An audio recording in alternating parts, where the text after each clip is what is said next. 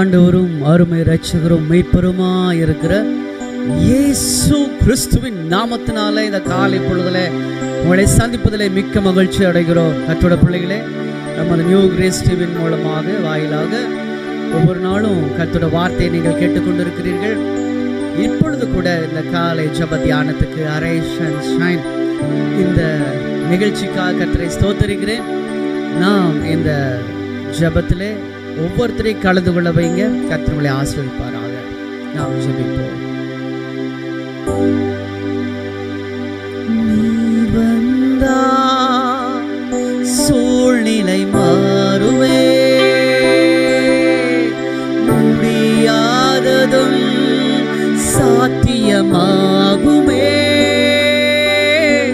நீர் வந்தால் சூழ்நிலை மாறுமே, முடியாததும் சாத்தியமாகுமே. நிறைவே நீர் மாறுமே, நிறைவே நீர் வேண்டுமே, நிறைவே நீர் போதுமே.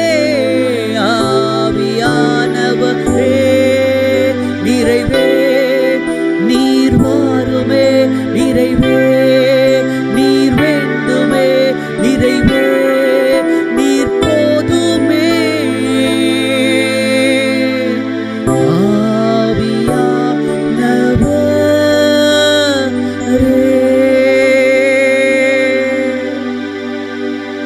ஆவியானவரே, பரிசுத்த ஆவியானவரே, இந்த பிரேயர் முழுவதும் ஆசீர்வதிச்சு கொடுங்கப்பா. பாடுகிற பாடல்கள் ஆண்டவரே, வேத வாசிப்பு ஆண்டவரே உமக்கு ஸ்தோத்திரம். கர்த்தருடைய செய்தி பகுதி, ஜெபம், ஆசீர்வாதம், எல்லா பகுதிகளையும் பரிசுத்த ஆவியானவர் பொறுப்படுத்தி நடத்தி இயேசு கிறிஸ்துவின் நாமத்தில் ஜெபிக்கிறோம். பரிசுத்தமுள்ள பரலோக பிதாவே, ஆமென். ஆமென். கர்த்தருடைய பிள்ளைகளே, இந்த வேளையில கூட கர்த்தரை பாடி துதித்து மகிமைப்படுத்துவோம். கர்த்தருடைய நாமம் மகிமைப்படுவதாக. ஆமென். கிறிஸ்துவுக்குள் பிரியமானவர்களே, உங்கள் யாவரையும் இந்த காலை வேளை ஆராதனையிலே நாங்கள் யாவரும் நியூ கிரேஸ் டிவியின் வாயிலாக உங்கள் யாவரையும் நாங்கள் வரவேற்கிறோம், வாழ்த்துகிறோம். ஆண்டவரை நாம் பாடி அவருடைய நாமத்தை உயர்த்துவோம்.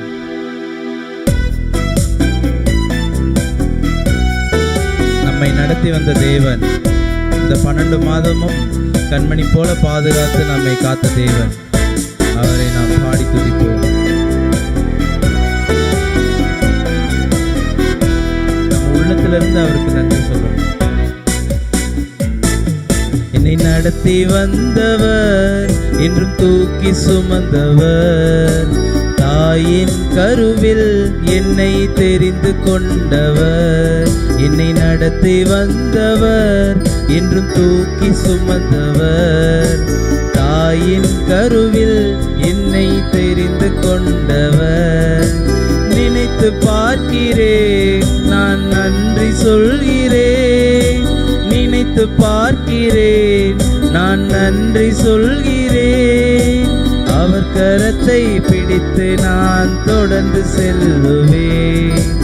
அவர் கரத்தை பிடித்து நான் தொடர்ந்து செல்லுவேன். நன்றி நன்றி ஏசையா, நன்றி என் அன்பு ஏசையா. நெஞ்சமெல்லாம் துதிக்குதையா, உம் அன்பை எண்ணி மகிழுதையா. நன்றி நன்றி ஏசையா, நன்றி என் அன்பு ஏசையா. நெஞ்சமெல்லாம் துதிக்குதையா, உம் அன்பை எண்ணி மகிழுதையா. நாம் கண்ணீர் சிந்தி கதரும் போது கலங்காதே என்று நமக்கு ஒரு ஆறுதல் தரதுக்கு ஒரு தேவன் இருக்கிறார். அவர் தான் நமது தேவன். கண்ணீர் சிந்தி கதரும் போது கலங்காதே என்றுரைத்தீர். கண்ணீர் சிந்தி கதரும் போது கலங்காதே என்றுரைத்தீர். ஆதரவின்றி அழுத போது அழுகையின் கண்ணீரை துடைத்து விட்டீர். நான் ஆதரவின்றி அழுத போது அழுகையின் கண்ணீரை துடைத்து விட்டீர். நன்றி நன்றி இயேசையா, ஆமென். நன்றி என் அன்பு இயேசையா, ஹல்லேலூயா. நெஞ்சமெல்லாம் துதிக்குதையா, உம் அன்பை எண்ணி மகிழுதையா. எதிர்காற்று வீசும் போது என்னை காத்த என் இயேசையா. எதிர்காற்று வீசும் போது என்னை காத்த என் இயேசையா. இருள் சூழ்ந்த நேரமெல்லாம் அனைத்து ரட்சித்த ஒளி விளக்கே. இருள் சூழ்ந்த நேரமெல்லாம் அனைத்து ரட்சித்த ஒளி விளக்கே. நன்றி நன்றி இயேசையா, உள்ளத்திலிருந்து நன்றி என் அன்பு இயேசையா. நெஞ்சமெல்லாம் துதிக்குதையா, உம் அன்பை எண்ணி மகிழுதையா. மனதுருகி நம்ம அழைத்த தேவன் என் மகனே என்று அழைக்கிறார். என் மகனே என் மகளே என்று அழைக்கிற ஒரே ஒரு தெய்வம் நம்முடைய தேவன் இயேசப்பா மட்டும்தான். நம்முடைய காயங்களை எல்லாம் ஆற்றி அவர் கல்வாரி சிலுவையிலே அவர் பாரம் பெற்றார். மனதுருகி என்னை அழைத்து என் மகனே என்றழைத்தீ. மனதுருகி என்னை அழைத்து என் மகனே என்றழைத்தீ. காயங்கள் ஆற்றி கவலைகள் நீக்கி, நம்முடைய காயங்கள் ஆற்றி கவலைகள் நீக்கும் தேவன் நம் தேவன். காயங்கள் ஆற்றி கவலைகள் நீக்கி கல்வாரி அன்பினால் காப்பவரே. என் காயங்கள் ஆற்றி கவலைகள் நீக்கி கல்வாரி அன்பினால் காப்பவரே. நன்றி நன்றி இயேசையா, நன்றி என் அன்பு இயேசையா. நெஞ்சமெல்லாம் துதிக்குதையா, உம் அன்பை எண்ணி மகிழுதையா. நாம் தனித்திருக்கும் காலங்களில் தாங்குகின்ற புகலிடமாய் இருக்கிற தேவன் நம் தேவன். நாம் யாரும் நமக்கு துணை இல்லை என்று ஏங்குகிற நேரத்தில் நமக்கு பக்க துணையாக நிற்கிற தேவன் நம்முடைய தேவன். ஹல்லேலூயா. அந்த தேவனை நாம் துதிப்போம். தனித்து நிற்கும் காலங்களிலும் தாங்குகிற புகலிடமே. தனித்து நிற்கும் காலங்களிலும் தாங்குகின்ற புகலிடமே.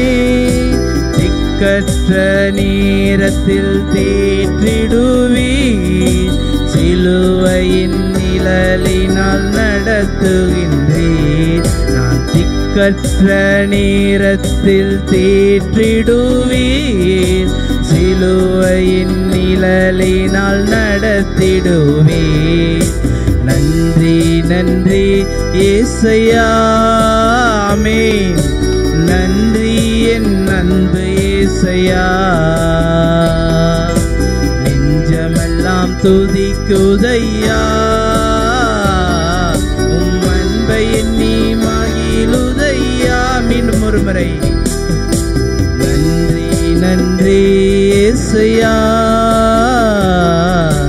நன்றி என் அன்பு ஏசையா. நெஞ்சமெல்லாம் துதிக்குதையா, உம் அன்பை எண்ணி மகிழுதையா.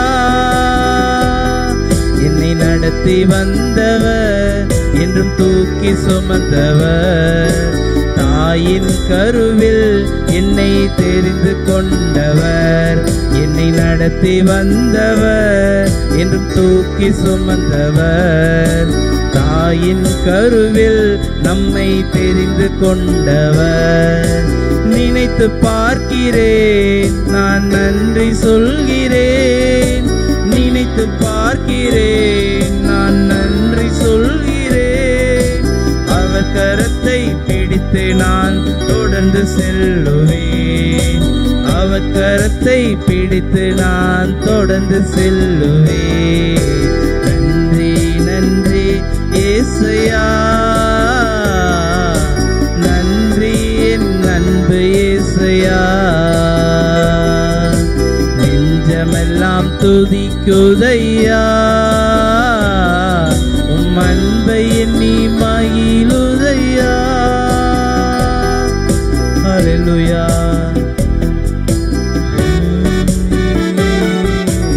தேவா விடுதலை தாரும் தேவா. கட்டுகளில் இருந்து விடுதலை, சாபங்களில் இருந்து விடுதலை தேவன். நாங்கள் ஆராதிக்கும் தேவன். ராஜா, எங்களை நடத்தி வந்தீரே இந்த 12 மாதம். எங்களை நடத்த போகிறதுக்காக நன்றி ராஜா. இந்த வேளையிலே ராஜா நாம் ஹல்லேலூயா ஹல்லேலூயா. தேவன் இந்த ஆராதனையிலே மகிமைப்பட்டு உள்ளார்.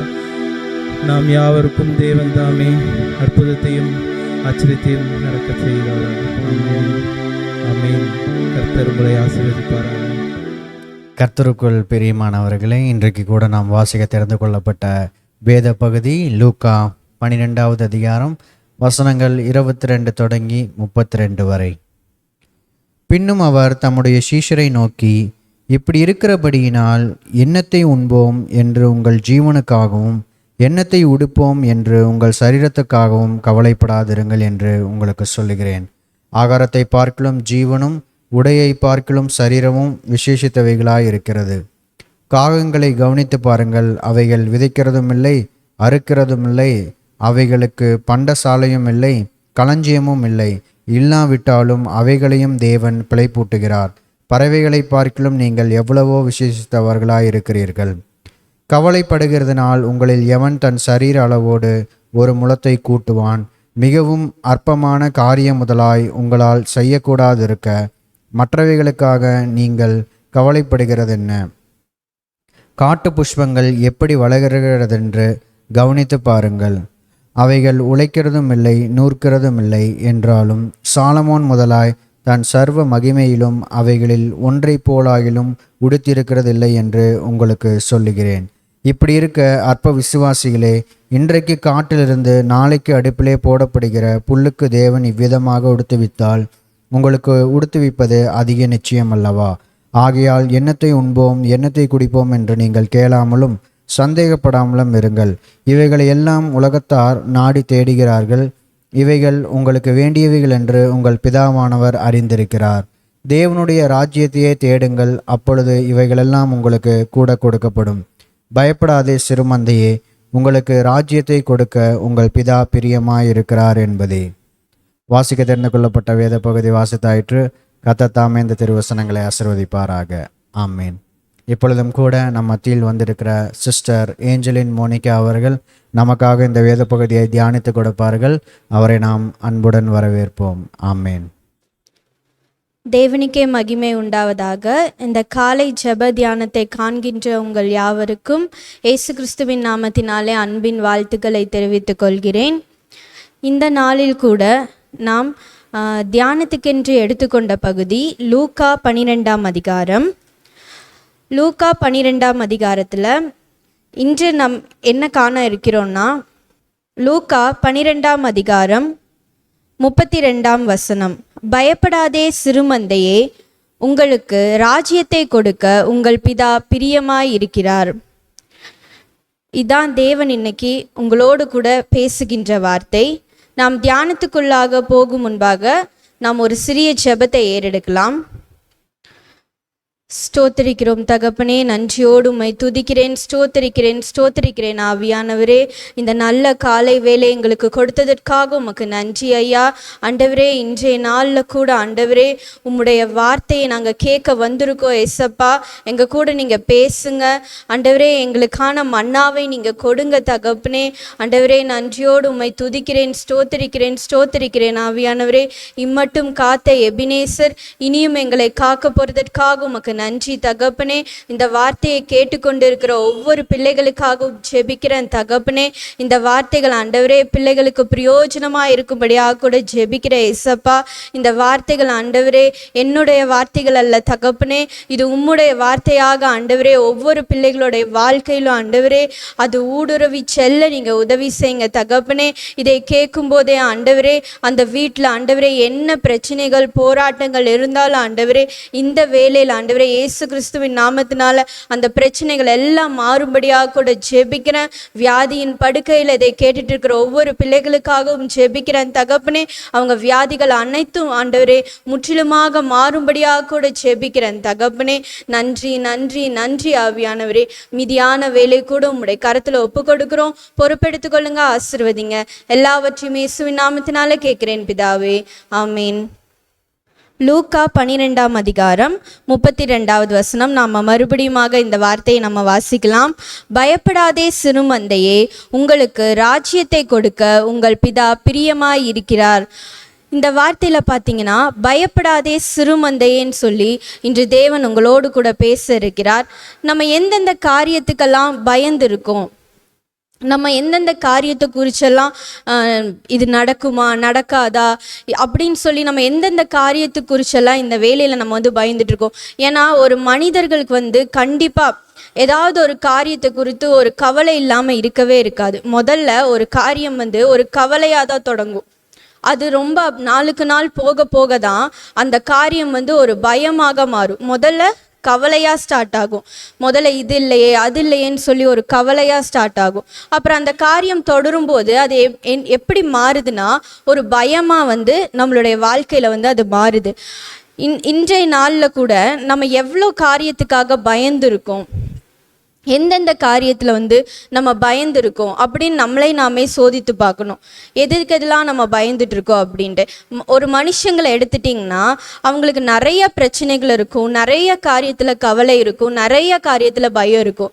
ஆனாலும் பொதுவாக ஒரு சில காரியங்கள் எல்லா மனுஷங்களும் கடந்து வரக்கூடிய ஒரு காரியம் ஒரு பயம் அவங்களுக்கு இருந்துகிட்டே இருக்கும். அது என்ன காரியங்கிறது தான் இன்றைக்கி நம்ம பார்க்க போகிறோம். ஏன்னா நிறைய பயங்கள் இருக்கும், நிறைய கவலைகள் இருக்கும். ஆனாலும் இந்த வேளையில் நம்ம ஒரு சில பயங்கள் குறித்தாக இந்த வேளையில் நம்ம தியானிக்க போகிறோம். நாம் எதற்கெல்லாம் கவலை கொள்கிறோன்னு நம்ம முதல்ல பார்க்கலாம். எந்தெந்த காரியத்துக்கு நம்ம கவலை கொள்கிறோன்னு பார்க்கலாம். லூக்கா 12ஆம் அதிகாரம் 22ஆம் வசனம்.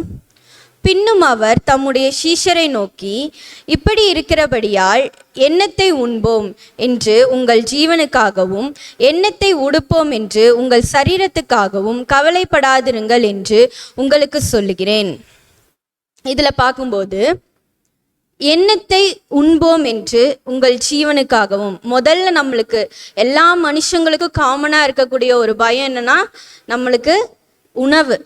ஏன்னா ஒரு சில காலங்களை இப்போ நம்ம நல்லாவே இருந்துகிட்டே இருக்கலாம், ஆனால் எப்போ நம்மளுடைய நிலைமை மாறும்னு நம்மளுக்கு தெரியாது.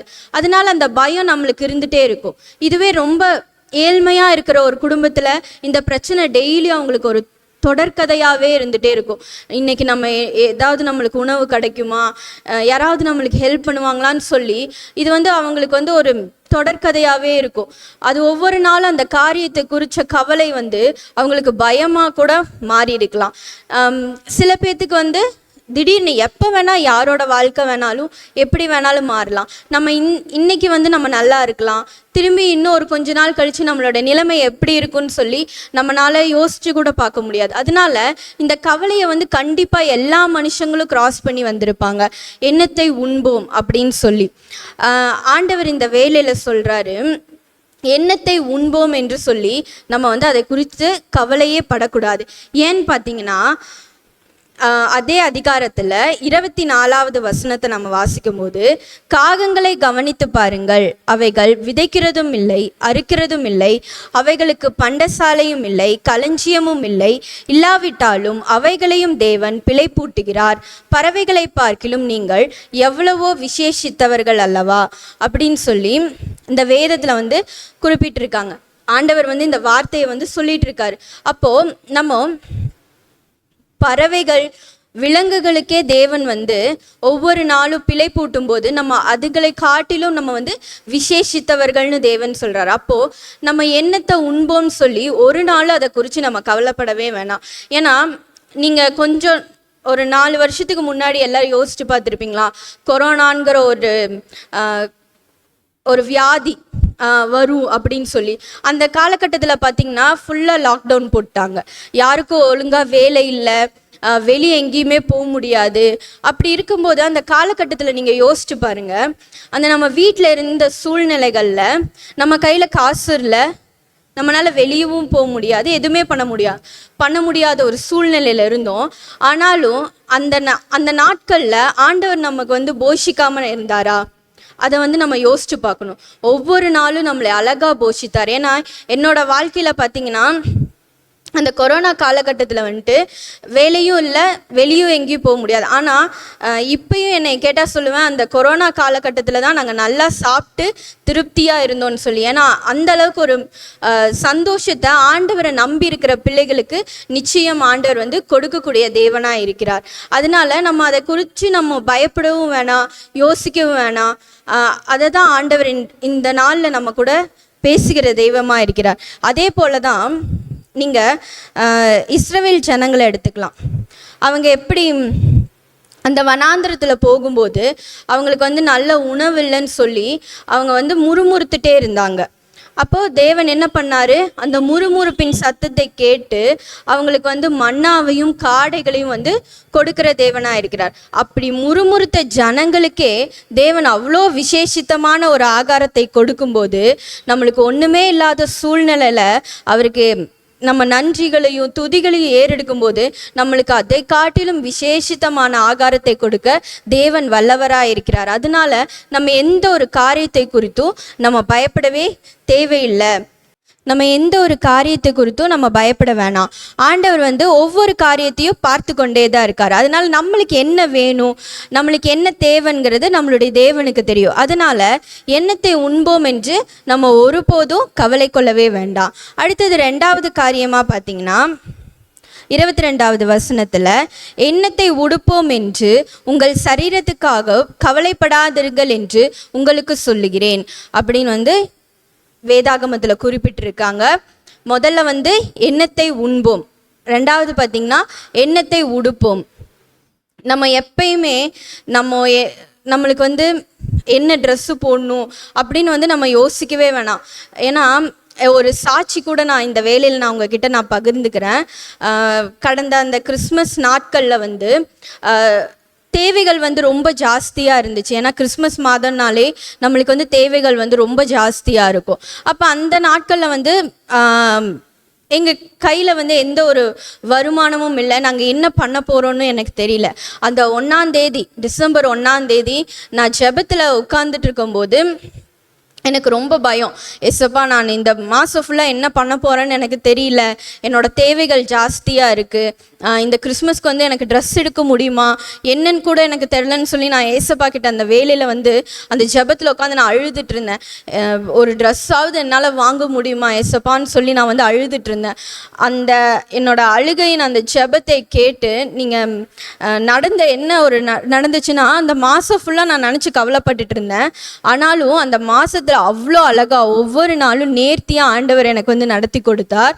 அதே போல் ஒரு ட்ரெஸ் வாங்க முடியுமான்னு யோசிச்சுட்டு இருந்தேன். எனக்கு ஆண்டவர் 5 ட்ரெஸ் கொடுத்தாரு. அது எப்படி வந்துச்சுன்னா, நான் நினைக்காத நபர்கள்கிட்ட இருந்தெல்லாம் எனக்கு வந்து அவங்க வாங்கி கொடுக்குறாங்க, பிரியமாக எனக்கு வந்து அந்த ட்ரெஸ் எல்லாம் வாங்கி கொடுக்குறாங்க. அப்போ அவ்வளோ ஒரு சந்தோஷமாக இருந்துச்சு. ஏன்னா அந்த ஒரு சிறு ஜெபத்தை, அந்த கண்ணீரை கண்ட தேவன் வந்து நான் ஒரு ட்ரெஸ் வாங்க முடியுமான்னு யோசித்த நேரத்தில் எனக்கு 5 ட்ரெஸ் கிடைக்க உதவி செய்தார். ஏன்னா நம்ம வந்து அற்ப காரியங்களுக்கெல்லாம் நம்ம வந்து கவலைப்பட்டுட்டு இருப்போம், இது நம்மளுக்கு கிடைக்குமா கிடைக்காதான்னு சொல்லி.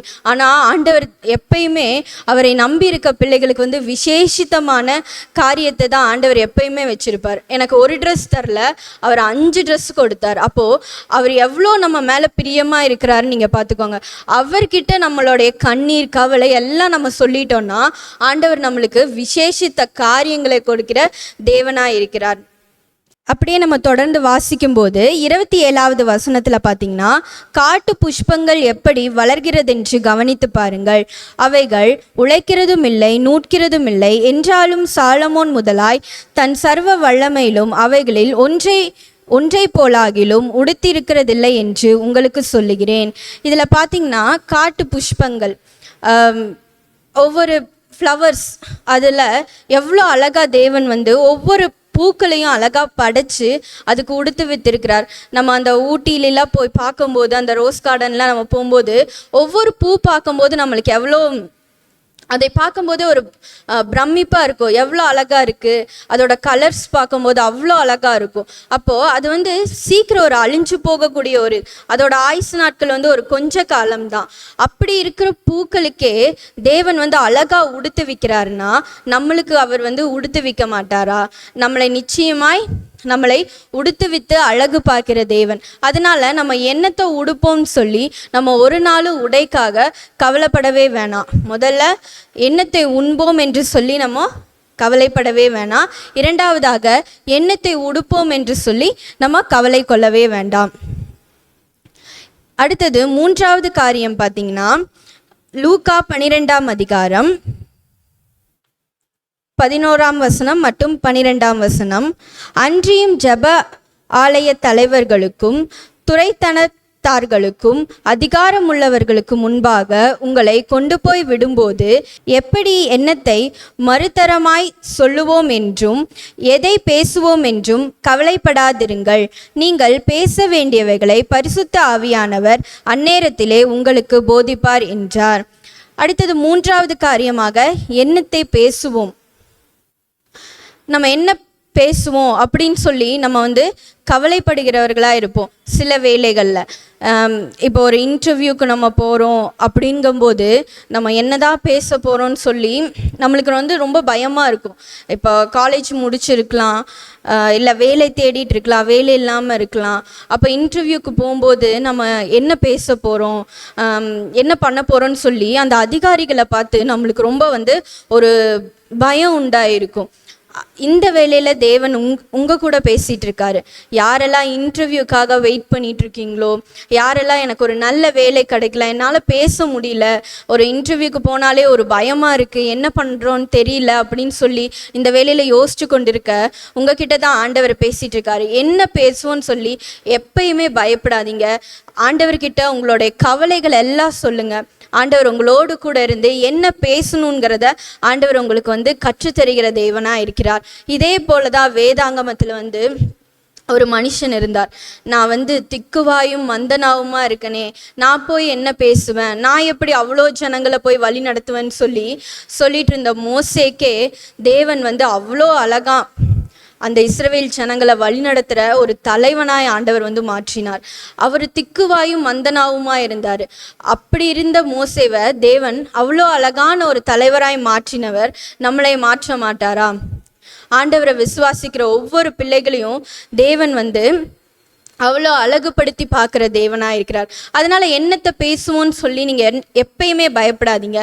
தேவனை வந்து எப்பயுமே ஒரு முன்னிலையில் நிறுத்திக்கோங்க.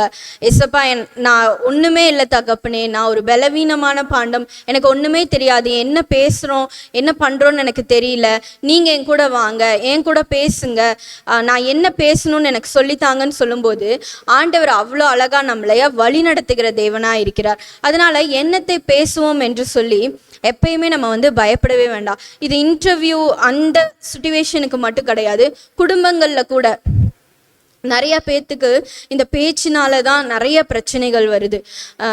நம்ம ஏதாவது ஒரு சின்ன வார்த்தை தவறாக நம்ம சொல்லிட்டோம்னா கூட அது அவங்க இருதயத்தை ரொம்ப பாதிக்கிற காரியமாக இருக்குது. அதனால நம்ம என்ன பேசுகிறோம் அப்படிங்கிறத ஒவ்வொரு நாளும் ஆண்டவர்கிட்ட நம்ம கேட்கணும். எப்பயுமே நம்ம அடுத்தவங்க மனசு கஷ்டப்படுற மாதிரியோ இல்லை அடுத்தவங்களை வேதனைப்படுற மாதிரியோ நம்ம எந்த ஒரு வார்த்தைகளையும் பேசிவிடக்கூடாது. அதனால ஒவ்வொரு நாளும் நம்ம ஜெபத்தில் ஏசப்பா, நான் என்ன பேசணும், நான் இன்னைக்கு எங்கே போகணும், என்ன பண்ணணும்னு சொல்லி நீங்கள் என்னை வழிநடத்துங்கன்னு ஒவ்வொரு நாளும் ஆண்டவருடைய சித்தத்துக்கு நம்ம ஒப்பு கொடுக்கும் போது ஆண்டவர் நம்மளை அழகாய் வழி நடத்துவார். நம்மளுக்கு பிரச்சனை வரும் தான், கண்டிப்பாக வரும், பிரச்சனை இல்லாமல் நம்மளுக்கு இருக்காது. ஆனாலும் ஆண்டவர் ஒவ்வொரு காரியத்திலையும் எப்படி நடக்கணும், என்ன செய்யணும், என்ன பேசணும்ன்ட்டு ஆண்டவர் நம்மளுக்கு கற்றுத்தருகிற தேவனாய் இருக்கிறார். முதலாவது நம்ம எண்ணத்தை உண்போம், இரண்டாவது எண்ணத்தை உடுப்போம், மூன்றாவதாக எண்ணத்தை பேசுவோம் என்று சொல்லி இந்த 3 காரியங்களை குறித்து பார்த்தோம். ஏன்னா இந்த 3 காரியத்துமே ஒவ்வொரு மனுஷங்களும் கண்டிப்பாக கடந்து வரக்கூடிய காரியங்கள் தான்.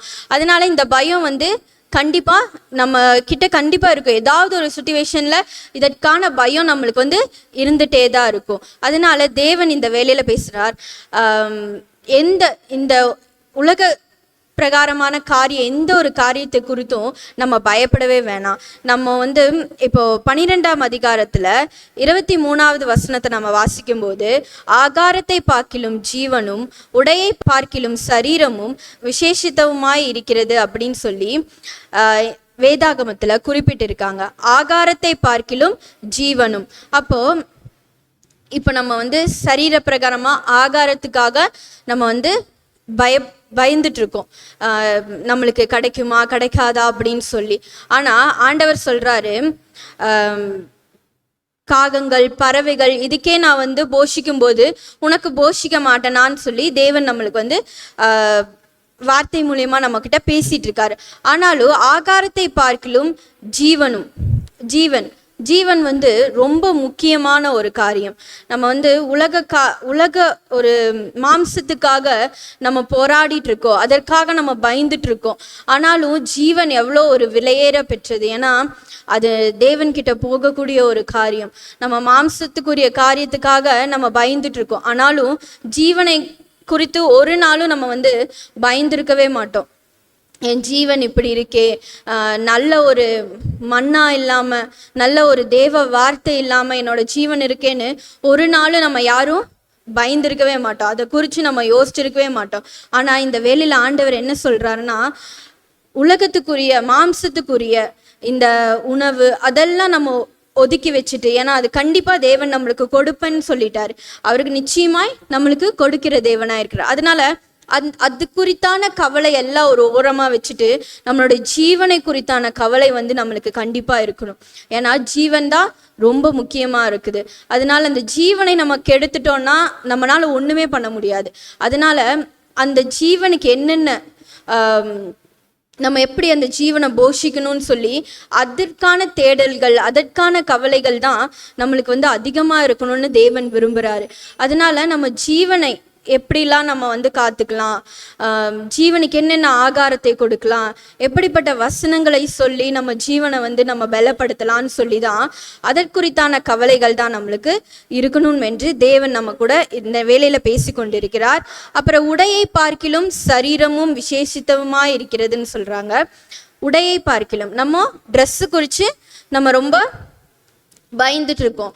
ஆனால் அதெல்லாம் இருக்கவே கூடாது, அது குறித்தான பயம் இருக்கவே கூடாது. ஏன்னா தேவன் நிச்சயமாய் நம்மளுக்கு உடுத்து வித்து அழகு பார்க்கிற தேவன் நிச்சயமாய் நம்மளை உடுத்து வைப்பார். ஆனால் உடையை பார்க்கிலும் சரீரம் ரொம்ப விசேஷித்தமாக இருக்கிறது. நம்ம சரீரம் எப்படி இருக்கு அதை முதல்ல நம்ம பார்க்கணும். நம்ம வந்து நம்ம தீட்டுப்படுத்துகிறோமா, ஆண்டவருக்கு பிரியமில்லாத காரியத்தை செய்கிறோமா அப்படின்னு நம்ம யோசிக்கணும். பாவமான காரியங்கள் நாங்கள் செஞ்சிட்ருக்கோமா? ஏன்னா இது ஆண்டவருக்கு கொடுத்த ஒரு சரீரமாக இருக்குது. அந்த சரீரத்தை வந்து நம்ம தீட்டுப்படுத்தக்கூடாது. இது ஆண்டவருடைய ஆலயமாக இருக்குது. அதனால நம்ம அந்த சரீரத்தை வந்து எப்பயுமே தீட்டுப்படுத்தக்கூடாது. அதனால அந்த சரீரத்தை நம்ம சுத்தமாக வச்சுருக்கோமா, ஆண்டவருக்கு பிரியமாக நம்ம வச்சுருக்கோமான்னு தான் பார்க்கணும்.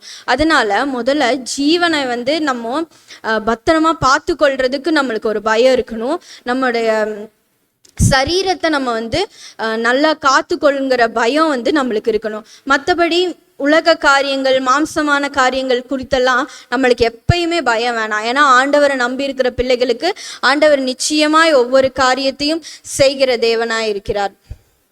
அடுத்ததாக கூட நம்ம பார்க்கும்போது நம்ம எந்தெந்த காரியத்துக்கெல்லாம் பயப்படக்கூடாதுன்னு தேவன் நம்மக்கிட்ட இந்த வேலையில பேசி கொண்டிருக்கிறார். ஆனால் ஆண்டவரே சொல்றாரு, இந்த காரியத்துக்கு நீங்க நிச்சயமா பயந்துதான் ஆகணும் அப்படின்னு சொல்லி ஆண்டவர் வந்து சொல்றாரு. லூக்கா 12ஆம் அதிகாரம் 5ஆம் வசனம், நீங்கள் இன்னாருக்கு பயப்பட வேண்டும் என்று உங்களுக்கு காண்பிக்கிறேன். ஆண்டவர் சொல்றாரு, நீங்கள் இன்னாருக்கு பயப்பட வேண்டும் என்று உங்களுக்கு காண்பிக்கிறேன்.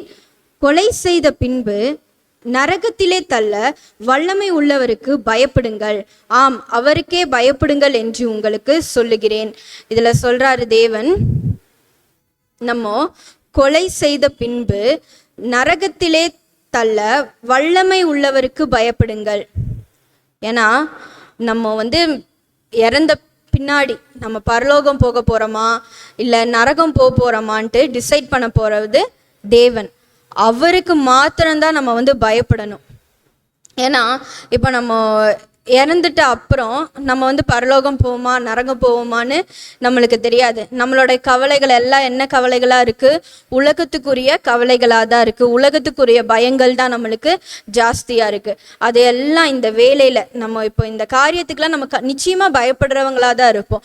அதையெல்லாம் இந்த வேலையில் வந்து ஒரு ஓரமாக வச்சுட்டு நம்ம பரலோகம் போவோமா இல்லை நரகம் போவோமான்னு ஒரு நிமிஷம் நீங்கள் யோசிச்சு பாருங்கள். ஏன்னா நம்மளுடைய லைஃப் ஸ்டைல் என்ன, நம்ம எப்படி நடந்துட்டுருக்கோம் என்னன்னு நம்மளுக்கு தான் தெரியும். அப்போது இந்த வேலையில் வந்து யோசிச்சு பாருங்க, நான் இப்படிலாம் இருக்கனே, நான் பரலோகம் போவேனா இல்லை நரகம் போவேனான்னு யோசிச்சு பாருங்களேன். அப்போ உங்களுக்கு வந்து ஒரு கிளாரிட்டி கிடைக்கும். அப்போது அந்த பயமெல்லாம் ஒன்றுமே இல்லை. ஏன்னா நம்ம இந்த உலகத்தில் வந்து கொஞ்ச நாட்கள் தான் நம்ம இருக்க போகிறோம். ஆனால் நித்தியமாய் வந்து நம்ம ஆண்டவரோடு இருக்க போகிறோமா இல்லை நரகத்தில் இருக்க போகிறோமாங்கிறத இந்த வேலையில் நம்ம வந்து யோசிக்கணும். அப்போது நம்மளை அந்த டிசைட் பண்ணி நம்மளை கூட்டி செல்கிற அந்த தேவனுக்கு மாத்திரம்தான் பயந்து இருக்கணும். அதனால ஆண்டவருக்கு பயந்து ஒவ்வொரு காரியத்தையும் வந்து நம்ம செய்யணும். ஏசப்பா இது வந்து உங்களுக்கு பிரியமான வழியா அப்படின்னு நடந்து நம்ம ஒவ்வொன்றும் செய்யணும். நம்ம இஷ்டம் போல நம்ம செஞ்சுட்டு உலக காரியத்துக்கு பயந்துட்டு இருந்தோன்னா ஒன்றுமே நடக்காது. அவ்வளோதான், நம்மளுடைய வாழ்க்கை வந்து அந்த நரகத்தில் போய் முடிகிறதா இருக்கும். அதுவே என்ன பிரச்சனை வந்தாலும் என் தேவன் பார்த்து கொள்வார்னு சொல்லி அவர்கிட்ட விட்டு அந்த ஜீவனுக்காகவும் நம்மளுடைய சரீரத்துக்காகவும் நம்மளைய ரெடி பண்ண ஆரம்பிச்சிட்டோன்னா, ஆண்டவருக்காக நம்ம வந்து ஒரு ஸ்டெப் எடுத்து வைக்கும்போது அவர் நம்ம கூட வந்து இருந்து நம்மளுக்கான நிறைய தேவைகளை வந்து சந்திக்கிற தேவனாக இருக்கிறார். அதனால நம்ம அதெல்லாம் உலக காரியத்தை குறிச்செல்லாம் நம்ம பயப்பட வேணாம். ஆவிக்குரிய வாழ்க்கையில் நம்ம எப்படி இருக்கோம், நம்ம இன்னும் வந்து சிறு குழந்தை போலவே இருக்கோமா இல்லை நம்ம எப்படி இருக்கோன்னு சொல்லி நம்ம அதை வந்து நம்ம யோசிக்கணும். அதனால இந்த உலக காரியத்துக்காக, உடைக்காக, உணவுக்காக, இதற்கெல்லாம் நம்ம வந்து கவலைப்பட வேணாம். அது எல்லாம் நம்மளுடைய தேவன் பார்த்து கொள்வார். நம்ம வந்து கவலைப்பட வேண்டிய ஒரே விஷயம் நம்மளுடைய ஜீவனுக்காகவும் நம்மளுடைய சரீரத்துக்காகவும் ஆவிக்குரிய வாழ்க்கைக்காகவும் நம்ம வந்து பயப்படுகிறவங்களா இருக்கணும். ஏன்னா அதுதான் ரொம்ப ரொம்ப நம்மளுடைய வாழ்க்கையில முக்கியமான ஒரு காரியமா இருக்கிறது. அதனால லூக்கா 12ஆம் அதிகாரம் 31ஆம் வசனத்தில் நம்ம வாசிக்கும் போது, தேவனுடைய ராஜ்யத்தையே தேடுங்கள், அப்பொழுது இவைகளெல்லாம் உங்களுக்கு கூட கொடுக்கப்படும் அப்படின்னு வந்து ஆண்டவர் வந்து சொல்றாரு. முதலாவது நம்ம தேவனுடைய ராஜ்யத்தை நம்ம தேடுற பிள்ளைகளா இருக்கும். சில பேர் பார்த்தீங்கன்னா ஆலயத்துக்கு வரவே மாட்டாங்க.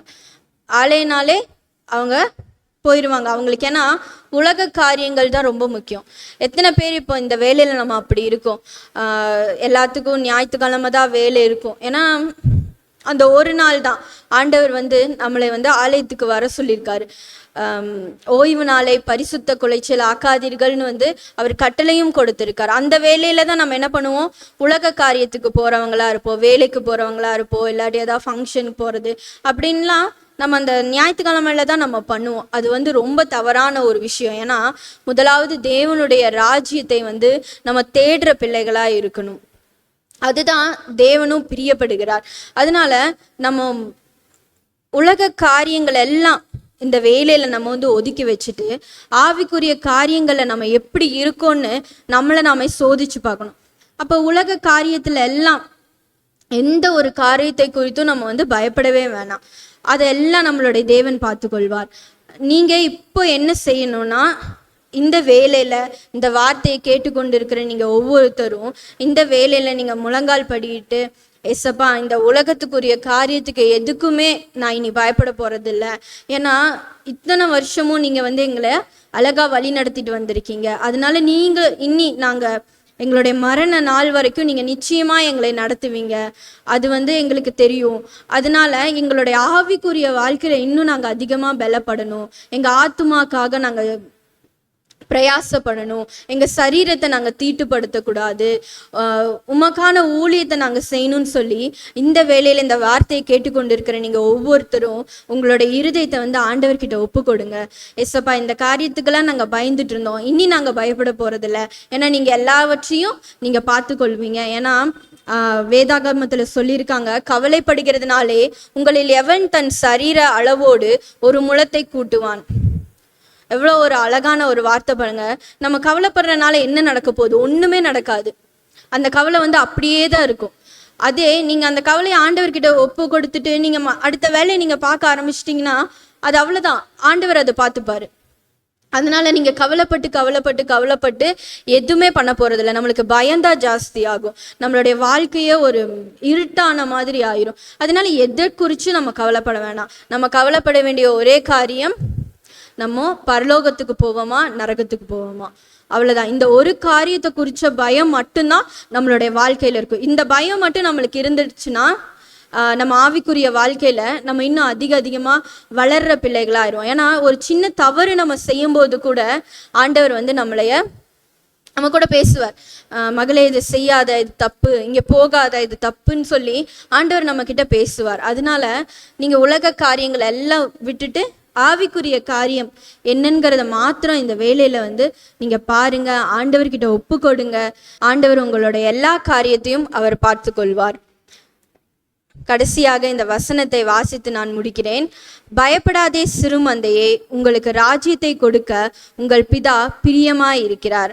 அதனால ஆண்டவர் இந்த வேலையில சொல்றாரு, பயப்படாதே சிறுமந்தையே அப்படின்னு சொல்லி தேவன் இந்த வேலையில உங்க கூட பேசி கொண்டிருக்கிறார். அதனால எந்த ஒரு காரியத்தை குறித்த பயமும் நம்மளுக்கு வேணாம். நம்ம பரலோகம் போவோமா நரகம் போவோமா, இந்த காரியத்தை குறித்த பயம் மட்டும் நம்ம வாழ்க்கையில இருந்துச்சுன்னா நம்ம அதிகமாய் ஆண்டவரோடு கிட்டி சேருகிற பிள்ளைகளாய் நம்ம மாறுவோம். அது நீங்களே கண்கூடாக பார்ப்பீங்க. அதனால நம்ம எந்த ஒரு காரியத்தை குறித்தும் பயப்பட வேண்டாம்னு சொல்லி தேவனின் இந்த வேலையில் உங்களோடு கூட பேசி கொண்டிருக்கிறார். இந்த வார்த்தையை கொடுத்த தேவனுக்கு கொடான கோடி நன்றிகளை ஏறெடுக்கிறேன். நம்ம ஜெபித்து இந்த தியானத்தை நாம முடிக்கலாம். அன்பின் பரலோக பிதாவே, இந்த நல்ல காலை வேலையை எங்களுக்கு நீங்கள் கொடுத்ததற்காக உமக்கு நன்றி தகப்பனே.